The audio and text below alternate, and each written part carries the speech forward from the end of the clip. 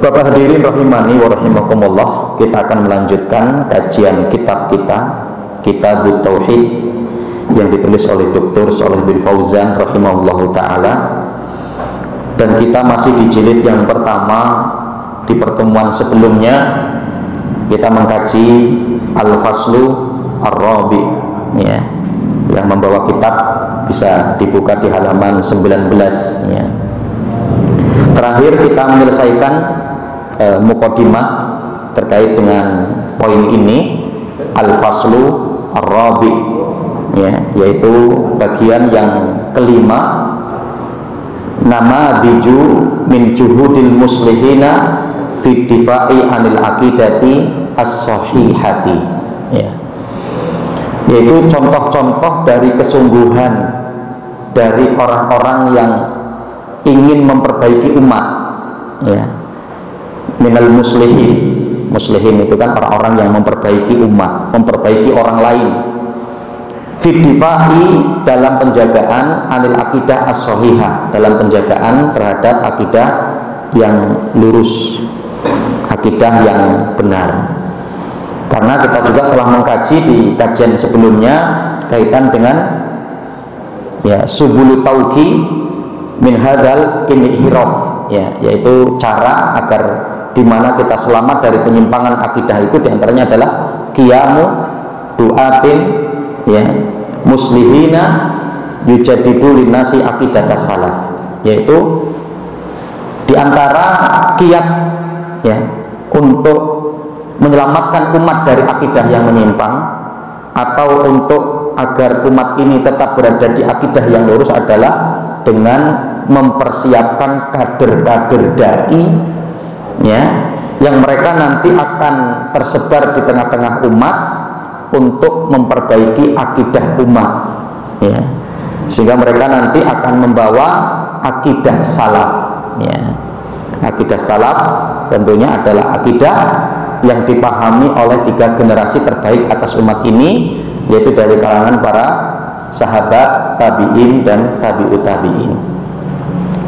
Nah, Bapak hadirin rahimani wa rahimakumullah, kita akan langsung, ya, bisa dilihat di poin yang kedua di halaman 20. Wa ilaika namadid min juhudi a'immati sunnah wa a'lamil huda fi bayanil aqidah as-sahihah wa difa'u anha, ya, wa raddun ma yukhallifuha, ya. Dan bagi kalian, ya, untuk mendapatkan contoh-contoh dari kesungguhan a'immati sunnah, para pemimpin-pemimpin sunnah, wa alamil huda, dan dari para ulama-ulama pembawa petunjuk, ya, fi bayanil aqidah as-sahihah, bagaimana mereka dalam menjelaskan tentang akidah yang lurus, wa difa'u anha, dan pembelaan mereka, ya, atau upaya sungguh-sungguh mereka untuk menyebarkan akidah yang lurus dan, ya, menjaga agar akidah ini tidak menyimpang. Waradun mayukhalifuha, dan mereka menolak dari apa yang menyelisihi daripada akidah-akidah yang menyimpang, ya. Dan ternyata nanti kita dapati, ikhwan fillah rahimani wa rahimakumullah, ya, itu sudah menjadi sunnatullah, sudah menjadi ketetapan Allah, di mana di setiap generasi ketika munculnya penyimpangan-penyimpangan, maka Allah hadirkan para ulama yang meluruskan daripada penyimpangan tersebut, ya. Maka kita mendapati hadis, ya, di dalam riwayat Imam Al-Baihaqi, ketika Rasulullah mengatakan, yahmilu hadal ilma min kulli khalfin uduluh yanfuna anhu tahrifal ghalin wattihalal mubtilin wa ta'wilal jahilin, di mana Rasul sallallahu alaihi wasallam mengatakan akan tetap terus ada yang membawa kebenaran ini, akan tetap terus ada yang membawa ilmu yang benar ini, ya, min kulli khalfin uduluh, di setiap generasi, di setiap masanya, ya, yang mereka membawa misi besar, 3 misi besar, ya. Yanfuna anhu tahrifal ghalin, mereka ingin meniadakan, menyingkirkan orang-orang yang ingin berbuat ekstrim, ya. Ini misi besar mereka. Ulama yang lurus, ustadz yang lurus, dai yang lurus, yanfuna anhu tahrifal ghalin, mereka ingin menyingkirkan pemikiran-pemikiran akidah yang berlebih-lebihan, ekstremis, ya. Wattihalal mubtilin. Kemudian misi kedua, misi besar kedua mereka adalah, ya, untuk menyingkirkan ahlu-ahlul batil, kemungkaran, kemaksiatan yang masih menyebar di tengah-tengah umat, untuk mereka, ya, singkirkan, untuk mereka hilangkan. Kemudian yang ketiga adalah wa ta'wilal jahilin, takwil orang-orang yang bodoh, ya. Ketika munculnya orang-orang yang bodoh ingin menakwilkan, maka apa? Akan mereka luruskan, akan mereka bawa, ya, islah dari yang salah itu untuk, ya, kepada takwil yang benar, ya. Maka nanti kita di sini melihat dari fase, dari masa, ya, yang ada. Yang pertama, lama hadasati riddatu ba'da mauti Rasulillah sallallahu alaihi wasallam, qayyadallahu laha Abu Bakrin As-Siddiq radhiyallahu taala anhu, fawaqafa waqfathu al-jazimah al-masyhurah allati kasarallahu biha maujibar riddati wa azallahu bihad-din, ya. Ini yang pertama, pada waktu ketika terjadi kemurtadan, ya, ba'da mauti Rasulullah, setelah wafatnya Rasulullah, ya, setelah wafatnya Rasulullah, ya, kita mendapati ujian yang menimpa daripada sahabat Abu Bakar As-Siddiq itu adalah munculnya orang-orang yang murtad, riddah, ya. Maka kalau kita lihat, ya, jadi terjadinya gambaran sekilas terjadinya penyimpangan pada tubuh manusia itu kan yang diawali pada masa zaman Nabi Nuh alaihi salam, ya.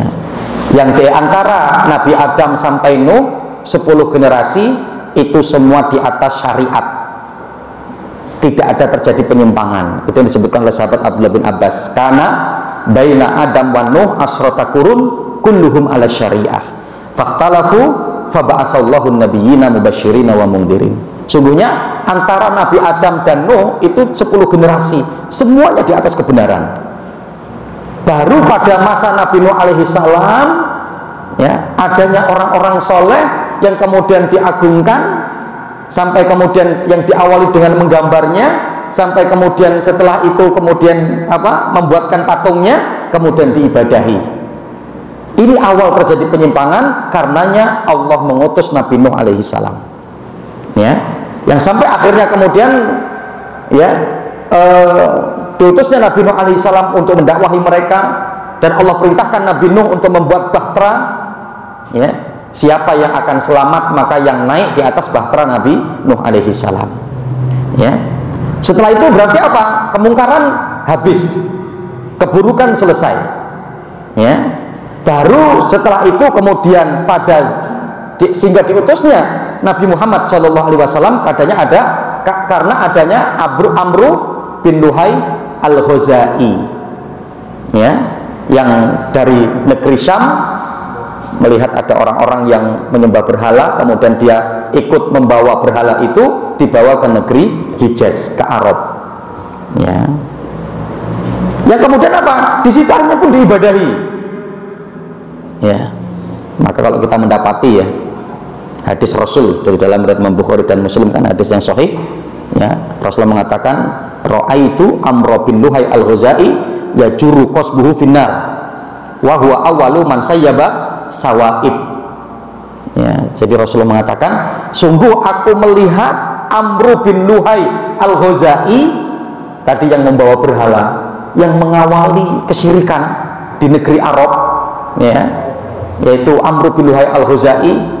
Rasulullah mengatakan, sungguh aku melihat Amr bin Luhai al-Khuzai itu di dalam neraka, dia berputar-putar sambil menarik ususnya. Dia adalah orang yang pertama memberikan sesembahan kepada berhala, ya. Itu yang dilakukan oleh Amr bin Luhai al-Khuzai. Maka diutusnya Nabi Shallallahu Alaihi Wasallam yang sampai kemudian Islam bisa betul-betul tegak, betul-betul dalam kondisi kemenangan murni. Pada waktu itu hanya ada Islam, ya, sebagai dinullah, agama Allah, yang diawali pada tahun 8 Hijriah. Rasulullah kembali ke Mekah untuk Fathu Mekah, yang masih memecah beberapa berhala yang di sekitar Ka'bah pada waktu itu, gitu kan, ya. Dengan itu kembali syariat ini, kembali dinul Islam dalam kondisi kemurnian, ya. Tapi ternyata setelah wafatnya Nabi Shallallahu Alaihi Wasallam muncul kembali, ya. Di antaranya apa? Sebagaimana tadi disebutkan di sini, ya. Lama hadasati riddatu ba'da mauti Rasul Shallallahu Alaihi Wasallam. Pada waktu ketika Rasulullah meninggal, muncullah orang-orang murtad, ya, orang-orang murtad pada masa Abu Bakar As-Siddiq, ya. Kemurtadan itu sebabnya ada 3 pada waktu itu, ya. Kemurtadan itu ada 3. Yang pertama, munculnya mereka orang-orang yang mengaku sebagai nabi, ya. Kemudian yang kedua, orang-orang yang menolak untuk membayar zakat, tidak mau. Kemudian yang ketiga, mereka orang-orang yang tidak ingin terikat dengan aturan Islam, ingin bebas. Maka kalau ingin bebas, ya jangan berislam, karena ketika berislam kamu harus mengikuti daripada aturan Islam. Ketika terjumus kepada terjerumus mencuri maka potong tangan, ketika terjerumus kepada perzinahan muhson untuk dirajam, ketika bujang gadis maka untuk dicambuk, diasingkan selama 1 tahun, ya, dan seterusnya. Maka bagi mereka yang tidak menginginkan daripada aturan ini, maka mereka lebih memilih untuk murtad, keluar dari Islam, ya. Jadi ketika kita melihat, Masya Allah, ya, kondisi kehidupan pada waktu itu, ya, kondisi kehidupan pada waktu itu dalam kondisi kesulitan umat, ya. Maka ketika kita mendapati sejarah-sejarah seperti itu, coba kita bawa untuk merenung di kondisi kita hari ini, gitu. Jadi ketika kita hari ini merasa sulit dari semua kondisi, gitu ya, dari semua aspek, dari semua lini, ternyata itu pun dialami oleh orang-orang sebelum kita dulu, ya. Artinya apa? Tapi kita melihat ketika dalam kondisi seperti itu, Allah Subhanahu wa Ta'ala mengutus Abu Bakar As-Siddiq. Allah lahirkan pemimpin seperti Abu Bakar As-Siddiq, ya. Ya, kenapa? Kalau kita mau lihat kondisi beratnya pada waktu itu, kan, gitu ya, bagaimana tidak berat? Baru meninggal Rasulullah, kemudian Abu Bakar As-Siddiq melanjutkan pengiriman Usamah bin Zaid ke Syam, ya, yang pada waktu itu pun juga ditentang di sebagian para sahabat, ya. Itu, wahai Abu Bakar, apakah kamu mau melanjutkan Usamah bin Zaid? Ganti yang lain saja, dia masih begitu belia, dia masih begitu muda. Tapi apa kata Abu Bakar? Saya tidak akan mungkin merubah keputusan Rasulullah, karena saya hanya melanjutkan. Ketika Rasulullah akan mengutus daripada Usamah bin Zaid, tapi kemudian Rasulullah meninggal dunia, dipanggil oleh Allah Subhanahu wa Ta'ala, maka ketika itu sempat berhenti, tetap untuk dilanjutkan oleh Abu Bakar As-Siddiq, ya. Kemudian sebagian para sahabat kan ikut Usamah, ya, sebagian para sahabat ikut Usamah bin Zaid. Munculnya kemudian setelah itu disusul munculnya orang-orang yang murtad, ya. Bahkan negara-negara Islam pada waktu itu yang terjaga keislamannya cuma 3, ya, Taif, kemudian Mekah dan Madinah. Coba, apa nggak berat itu? Menurut mereka Islam ini ada ketika adanya Rasul. Setelah Rasulullah wafat, maka Islam sudah selesai. Gitu kan? Maka kemudian munculnya mereka yang mengaku sebagai nabi. Ya. Kemudian munculnya mereka orang-orang yang tidak mau membayar zakat. Ya. Kemudian munculnya mereka yang ingin bebas, tidak mau dengan aturan Islam. Coba itu. Ditambah lagi apa? Pada waktu itu, Masya Allah, ya, pada waktu itu mayoritas sahabat itu tidak sepakat dengan Abu Bakar As-Siddiq. Ya, mayoritas sahabat itu tidak sepakat dengan Abu Bakar As-Siddiq. Bahkan Umar mengatakan, wahai Abu Bakar, ya, wahai Abu Bakar, mereka yang murtad itu biarkan saja. Lama kelamaan insya Allah Allah akan lembutkan hati mereka kembali, yang kemudian Allah akan kembalikan mereka ke dalam Islam. Mereka akan kembali kepada Islam. Tapi kata Abu Bakar apa? Tidak, tidak wahai Umar, tidak. Ya. Bahkan pada peristiwa ketika keputusan Abu Bakar untuk memerangi orang yang menolak zakat, siapa pertama kali yang kemudian untuk menahan Abu Bakar? Umar. Ya. Dimana ketika itu Umar mengatakan, wahai Abu Bakar, bagaimana engkau akan memerangi orang-orang yang mereka telah mengucapkan la ilaha illallah wa anna Muhammadar Rasulullah? Ya. Tapi kemudian ketika itu apa? Abu Bakar kemudian mengatakan, wahai Umar, tidakkah kamu mendengar hadis Rasulullah? Ya. Tidakkah kamu telah mendengar hadis Rasulullah? Ya. Yang Rasul Shallallahu Alaihi Wasallam mengatakan, ya, jadi umirtu an uqatilan nas hatta yashhadu an la ilaha illallah wa anna Muhammadar Rasulullah wa iqamis shalah wa ita'iz zakah fa idza fa'alu dzalika asamu minni dima'ahum amwalahum illa bihaqqil Islam wa hisabuhum 'ala Allah taala. Kemudian Abu Bakar membawakan hadis ini, wahai Umar, tidakkah kamu sudah mendapati hadis Rasul ini yang Rasulullah mengatakan, aku diutus, diperintahkan oleh Allah untuk memerangi manusia sampai mereka bersyahadat la ilaha illallah wa anna Muhammadar Rasulullah. Setelah itu kemudian mereka mau mendirikan sholat, mereka mau menunaikan zakat. Kalau ini dilakukan oleh mereka, asamu minni dima'ahum wa amwalahum, terjaga dari kita harta, ya, dan darah mereka. Kita nggak boleh mengambil harta mereka, kita nggak boleh menumpahkan darah mereka. Tapi ingat wahai Umar, illa bihaqqil Islam, kecuali ketika ada hak Islam yang mereka langgar, maka itu semua bisa menjadi berubah, bisa menjadi harta mereka halal, bisa menjadi darah mereka halal. Karena apa? Mereka telah melanggar hak Allah. Salat itu adalah hak mereka kepada Allah, dan zakat itu adalah hak harta mereka yang harus mereka tunaikan. Dan apa kata Abu Bakar As-Siddiq? Demi Allah, ya, mereka yang dulu memiliki anak-anak kambing yang mereka serahkan kepada Rasulullah ketika Rasulullah hidup, dan mereka yang punya seuntai tali, yang itu karena harta mereka yang mereka infakkan, mereka zakatkan, ya, kepada Rasulullah ketika Rasulullah masih hidup. Ketika pada masaku itu tidak diberikan, aku akan perangi mereka. Ya. Dan ada satu kalimat yang sangat masyhur, ya, disampaikan oleh Abu Bakar As-Siddiq, ya, wallahi la uqatilanna man faraqa baina sholati wa zakat. Demi Allah, aku akan perangi orang yang memisahkan antara, ya, zakat dan sholat.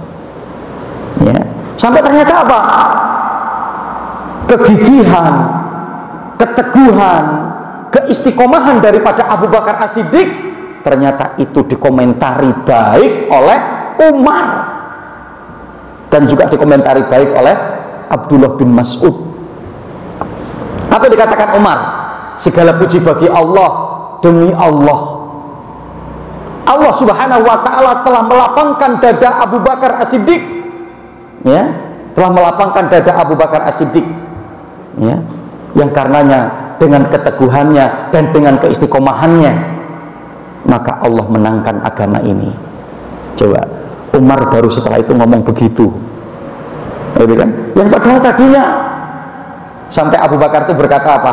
Wahai Umar, kamu itu terkenal gagah, kamu itu terkenal pemberani, kamu itu terkenal tegas. Tapi kenapa ketika muncul orang-orang yang murtad, kamu seperti tidak memiliki kekuatan? Tapi ternyata apa?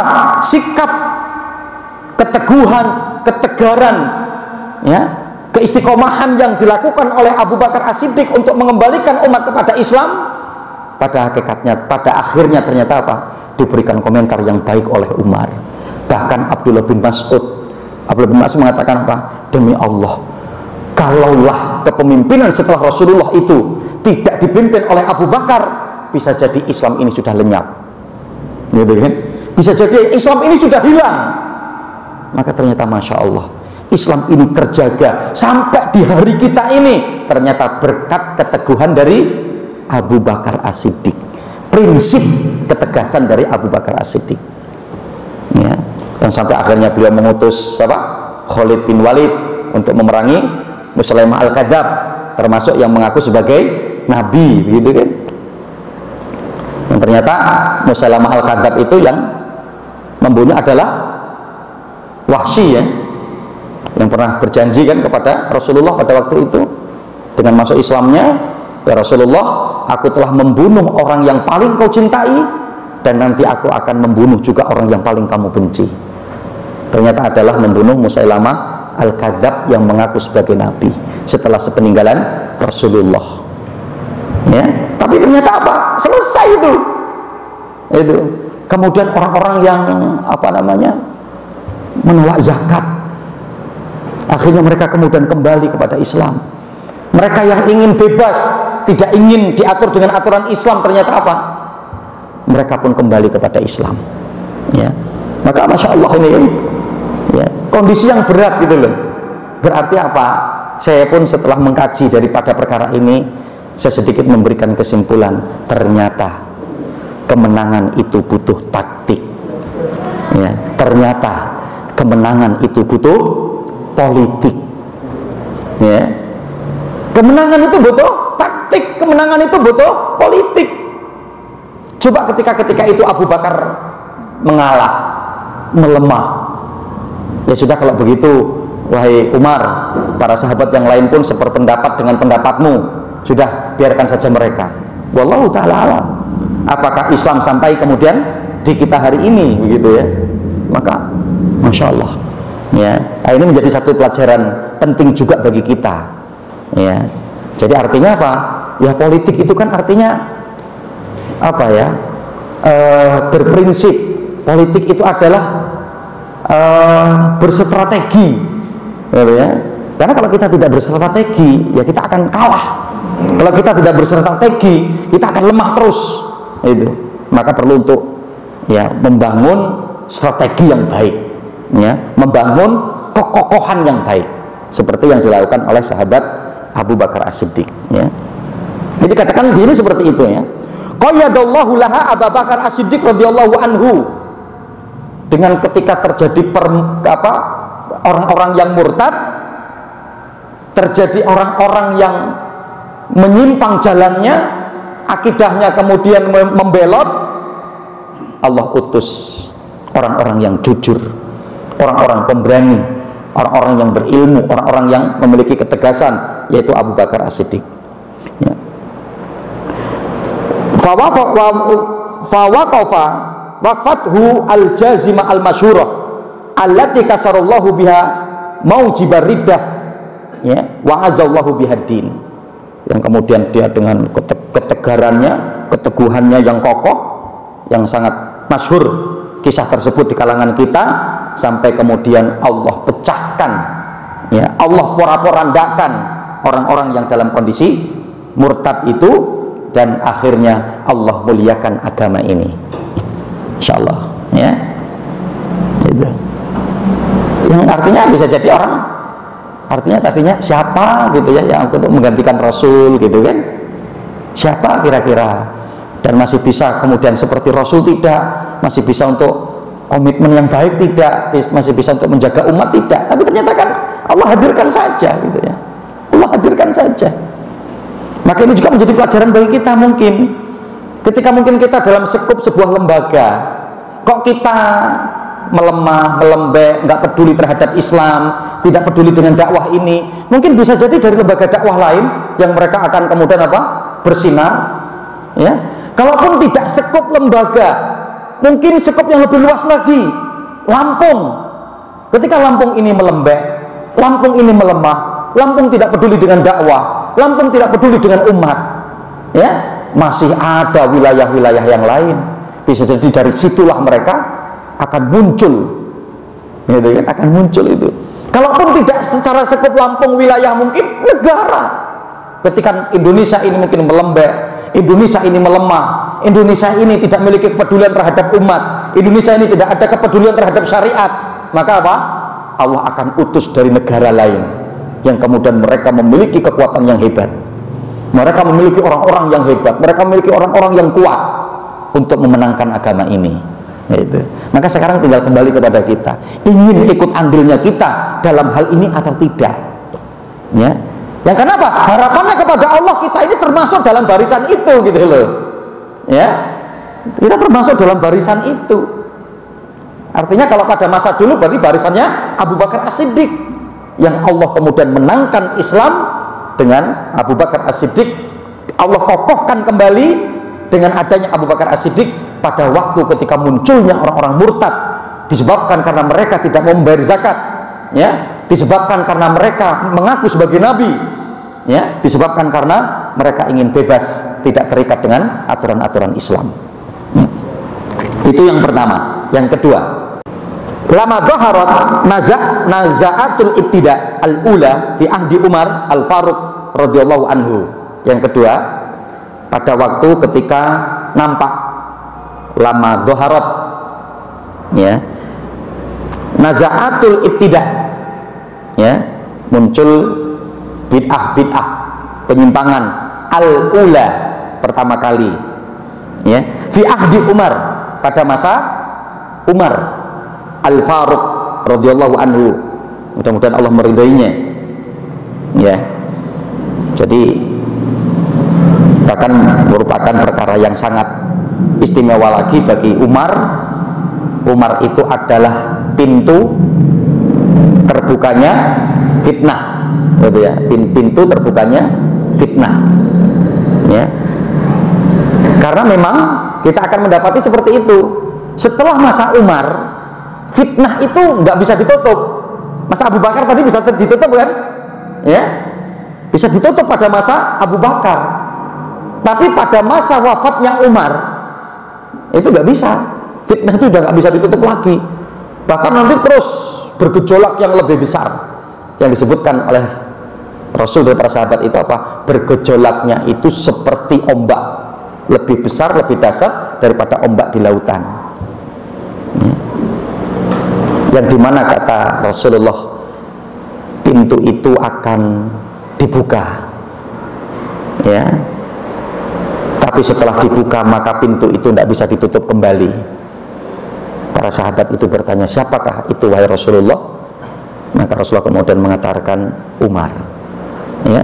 Apakah Umar itu ngerti bahwa dia itu adalah pintu fitnah, yang ketika dengan wafatnya Umar maka fitnah itu kemudian terus bergejolak yang sudah tidak bisa dibendung lagi? Maka Rasulullah mengatakan, iya, Umar tahu sebagaimana taunya dia kalau besok akan adanya siang hari, ya. Waktu itu di malam hari, ya, dia akan tahu bahwa besok itu siang. Artinya apa? Dia ngerti benar bahwa pintu itu adalah dia, Umar ibnul Khattab, ya. Maka ternyata betul kan, setelah masa Umar kemudian Utsman, wah itu gejolak sudah luar biasa. Bahkan sampai di dalam pemerintahan itu sendiri, karena menganggap apa? Berlaku kolusi dengan mengangkat para pejabat itu dari kalangan keluarga sendiri, ya. Kemudian bertambah lagi nanti pada masa Ali. Nanti insya Allah akan kita bahas satu persatu, ya. Nah, ini terkait dengan pada masa Umar. Apa penyimpangan yang terjadi pada masa Umar? Kal kalami fil qadri, ya, kal kalami fil qadri wal ihtijaju alal ma'asi, ya. Itu apa? Seperti ucapan mereka dalam qadar, berbicara tentang masalah takdir yang digunakan sebagai hujah bagi orang-orang pelaku maksiat, itu kan? Yang pada waktu itu apa? Ada orang yang berlaku maksiat, yang kemudian dipotong tangannya, protes kan sama Umar, yang protes sama Umar. Umar, bukankah saya mencuri itu sudah ditakdirkan oleh Allah?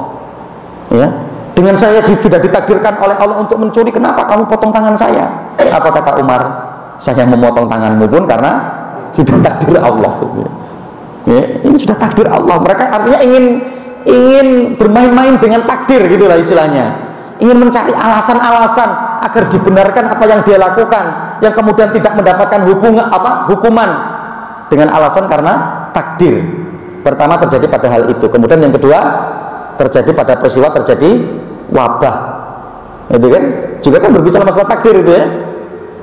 Ketika Umar bersama dengan rombongan untuk ke satu negeri, ke Syam, ternyata ketika berada di perjalanan mendapatkan informasi kalau di sana adanya sedang wabah yang menyebar, ya.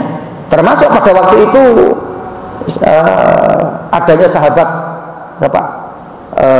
Abu Ubaidah, ya, bin Jarrah kan yang terus istilahnya memepet Umar untuk tetap diberangkatkan pada waktu itu pasukan kan itu ya, jamaah untuk diberangkatkan ke sana.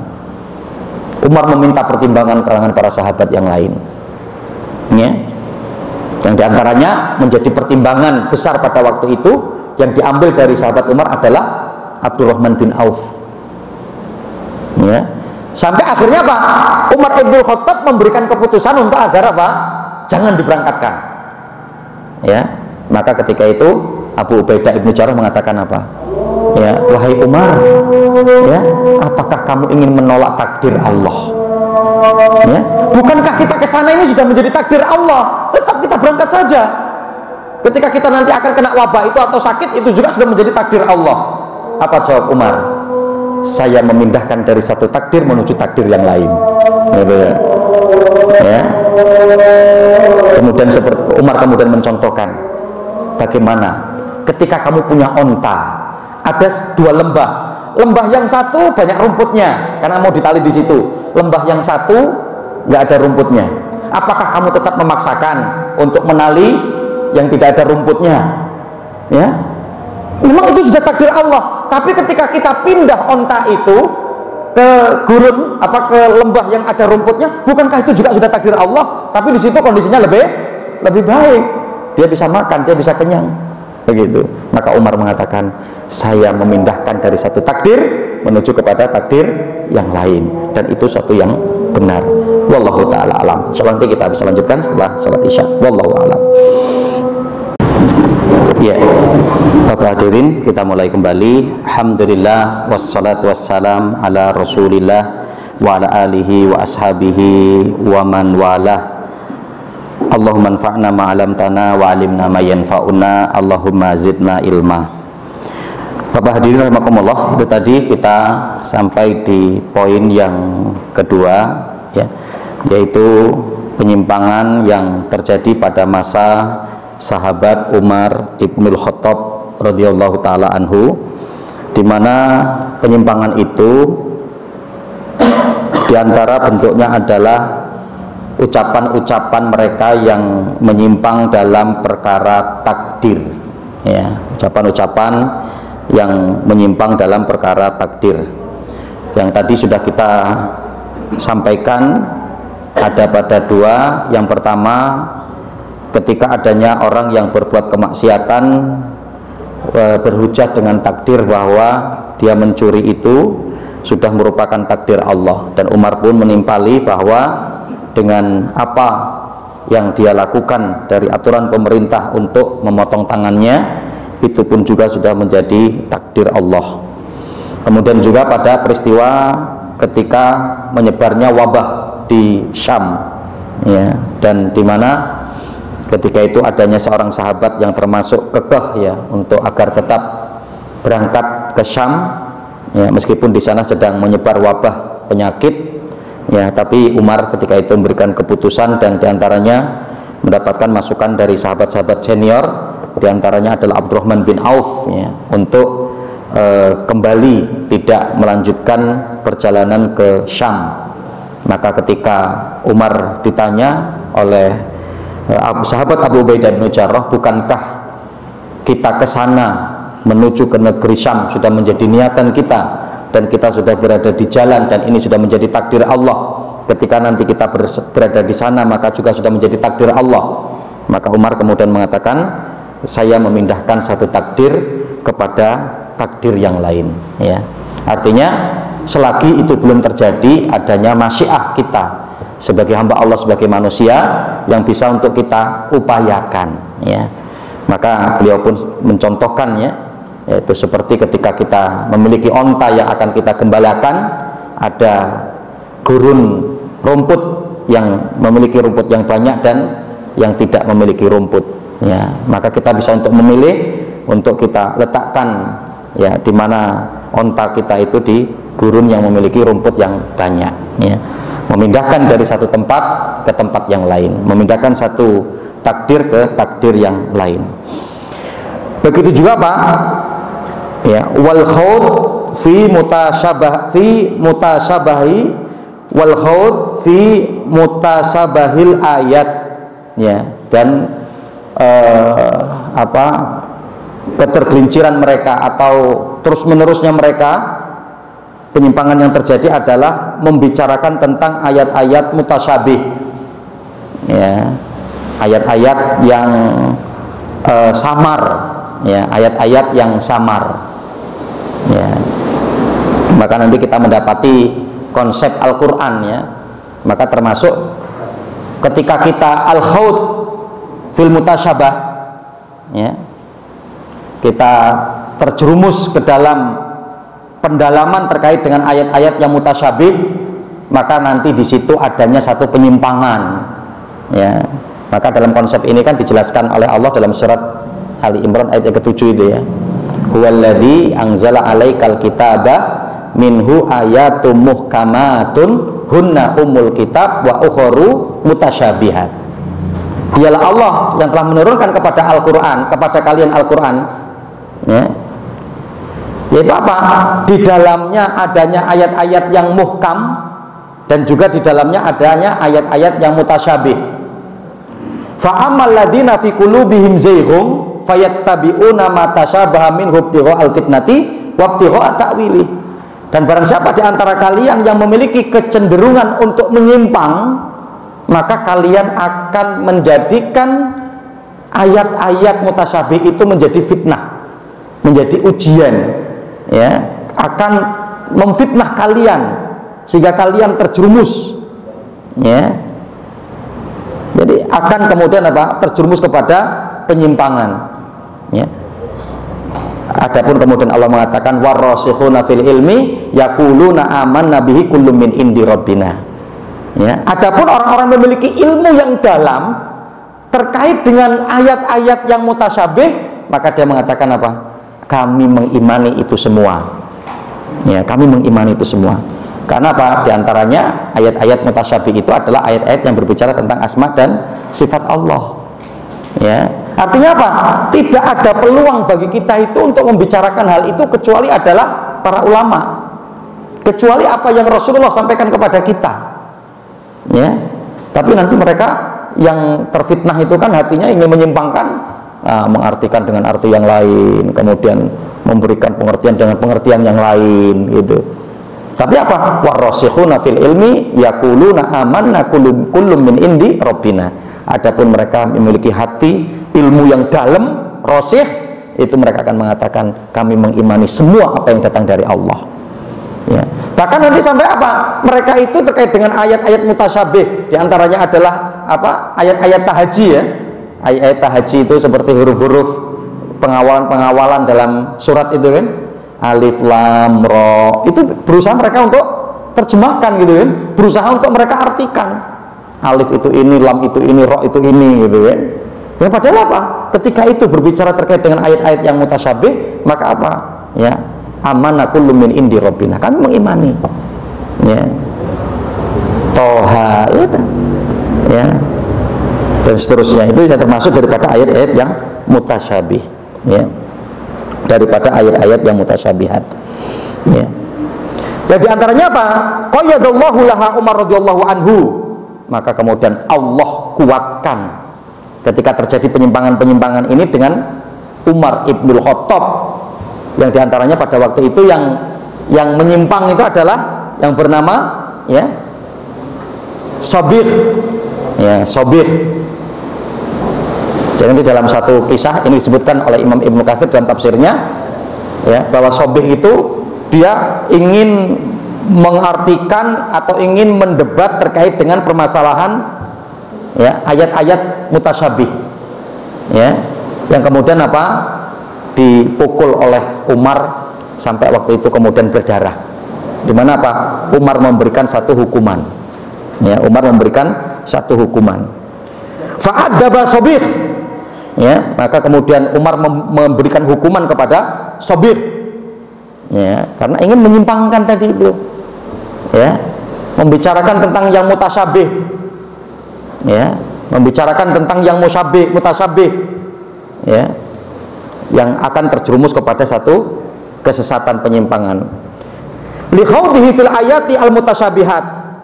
Umar memberikan hukuman kepada Sabih ya karena dia bermain-main pada ayat-ayat yang mutasyabihat.